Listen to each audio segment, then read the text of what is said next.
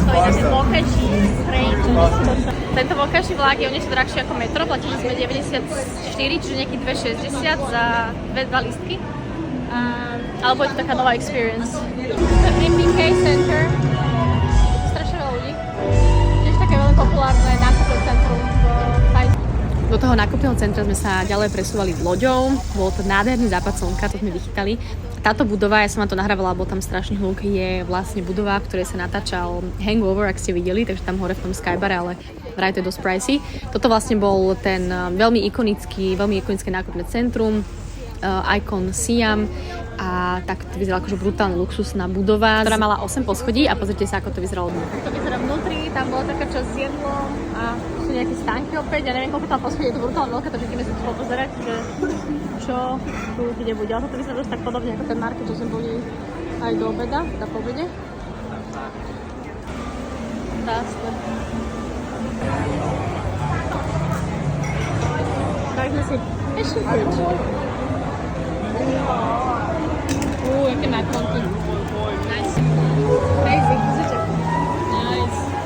Jak si říká, tady jsou mami. A toto je teraz nejaká, že vraj najväčšia atrakcia tu. Máš pes, ktorý sa hýbe.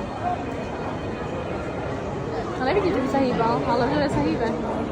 Halus. Á, hýbe, vidíte to? To je cute.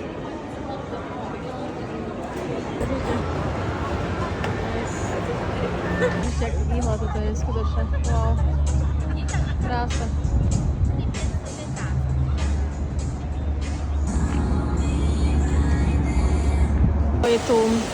Je to vodopádik v strede nákupného centra. A také krásne sedenie, to sa mi páči, som sa chcem ísť najesť. Je to krásne vyzerá. Majú jedlá a také vodičky. Sme na Khao-San Road. Vlastne milión ľudí, ale tam sme vchádzali. Keď sme vchádzali na tú ulicu, tak tam akorát nejakí si kúpovali Viagru a potom hneď tam boli tie masáže, viete, s akými dievčatami, čiže aj toto je Thajsko. Niečo jedia, to je hrozné.